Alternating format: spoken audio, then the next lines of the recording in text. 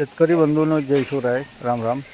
मानदेशी बागायतदार या चॅनलमध्ये आपले स्वागत करतो. तर आज आपण सेंद्रिय स्लरी, मक्याचा भरडा, मका जो आपण गुरांना ठेवतो तो भरडा आणि सोयाबीनचा भरडा.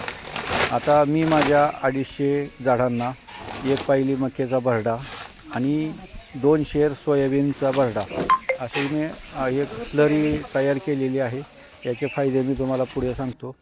तर हे द्रावण प्रथमतः आपल्याला व्यवस्थितपैकी मोठ्या टबमध्ये, प्लॅस्टिकच्याच टबमध्ये तयार करायचं आहे. लोखंडाच्या स्टीलच्या टबचं रासायनिक प्रक्रिया होऊ शकते. व्यवस्थित ढवळून घ्यायचं आहे आणि ते ढवळल्यानंतर व्यवस्थित मिक्स झालं पाहिजे. आपण हाताने सुद्धा ढवळू शकता, जेणेकरून पाणी आणि भरडा हा एकत्रित एकजीव झाला पाहिजे. अशा प्रकारे आपल्याला क्लॉकवाईज ढवळायचं आहे, घड्याळाच्या काठ्याप्रमाणे. तर हे ढवळून झाल्यानंतर मित्रांनो, आपण व्यवस्थित ढवळल्यानंतर दररोज सकाळी, दिवसातून 2 वेळा सकाळी सायंकाळी असं घड्याळाच्या दिशेने हा व्यवस्थित ढवळून याला झाकते वेळेस फक्त सुती कपड्याने झाकायचं आहे. हवा बंद नाही करायचं, कारण ऑक्सिजन हवा याला आंबवण प्रक्रियेसाठी अत्यंत आवश्यक असते. तर हे झाल्यानंतर आपल्याला 5 दिवसाच्या आंबवलेल्या द्रावणानंतर ही आपण पाहू शकताय की दूध डेअरीवरील गाळण आणि कॅन्ड आहे, यामध्ये आपल्याला गाळायला जरा व्यवस्थित पडते. तर व्यवस्थित गाळून घेतल्यानंतर हे पूर्ण द्रावण गाळायचं म्हणजे जरा अवघडच काम आहे मित्रांनो. आणि हे संपूर्ण गाळून घेतल्यानंतर हे 500 लिटरच्या त्या ड्रममध्ये तो मी मिक्स केलेला आहे, हे द्रावण ओतलेलं आहे.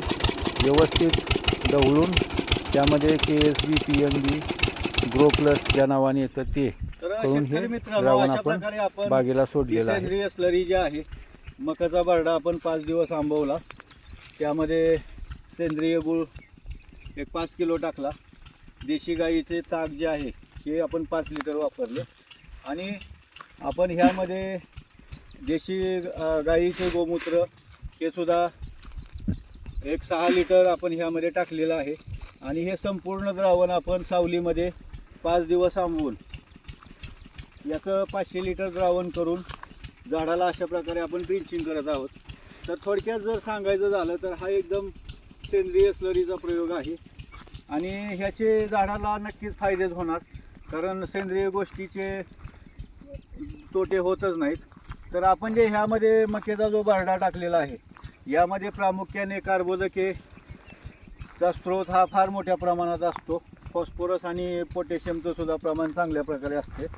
आणि आपण ह्यामध्ये सेंद्रिय गूळ जो वापरला, यामध्ये कॅल्शियम असते. आणि देशी गाईचे जे ताक आपण वापरले, या ताकामध्ये जीवाणूंची, जमिनीमधील जे मित्र जीवाणूंची संख्या वाढवण्याची शक्ती प्रचंड प्रमाणात असते. आणि आपण जे गोमूत्र वापरले, हा जो नायट्रोजनचा सोर्स आहे, या इतक्या कडक उन्हामध्ये झाड जर तणावामध्ये गेल्यानंतर झाडाला तणावामध्ये मदत करण्यासाठी नायट्रो म्हणजे ह्या गोमूत्राची फार मोठी मदत होते. आपण यामध्ये KSB PMB हे सुद्धा वापरलेलं आहे, की जे विघटन करणारे जे आपले बॅक्टेरिया आहेत, पोटॅशचे बॅक्टेरिया आहेत, फॉस्फरसचे आहेत, हे सुद्धा बॅक्टेरिया आपण ह्यामध्ये वापरल्यामुळे हे जमिनीमध्ये जे स्थिर झालेले फॉस्फरस किंवा पोटॅश आहे, याचे विघटीकरण करून मुळांना पोचवण्याचे काम केले जाते.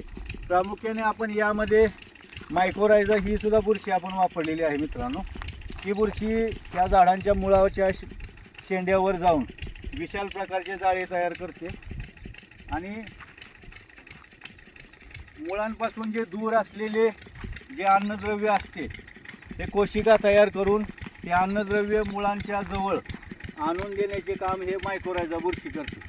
तर हा आपला घरगुती प्रयोग आहे. असेच आपण वेगवेगळे प्रयोग करतो. तर आपल्याला हा व्हिडिओ जर आवडला असल्यास आपणही हा प्रयोग करावा. आता सध्या आपल्या बागेला 110 दिवस पूर्ण झालेले आहेत आणि फळांची साईज जी आहे ती आतमध्ये दाखव ना, आतमध्ये ठीक आहे. फळांची साईज आपण पाहू शकताय की जवळजवळ आता 110 दिवस झालेत आणि पूर्ण हिरव्यामध्ये फळे गेलेले आहेत. तर आपल्या फळांच्या वाढीसाठी, साईज घेण्यासाठी सध्या आपल्याला पोटॅशची खूप जास्त गरज आहे. तर अशा प्रकारे आपण स्लरी वापरल्यानंतर आपण आपल्या बागेची जी अंगची शक्ती आहे सेल्फ डिफेन्स पॉवर ही आपण वाढवू शकतो. तर असेच माहितीदार व्हिडिओ पाहण्यासाठी आपल्या मानदेशी बागायतदार या चॅनेलला मित्रांना हा व्हिडिओ आपल्याला आवडलेला असल्यास शेअर करा. आणि असेच आपण जे आपले सेंद्रिय शेतीचे आपले घरगुती प्रयोग असतात ते आपण आपल्या बागेमध्ये करा, की जेणेकरून आपल्या फळांची गुणवत्ता सुधारेल आणि भविष्यात आपल्याला फळांचा योग्य दर मिळेल. धन्यवाद.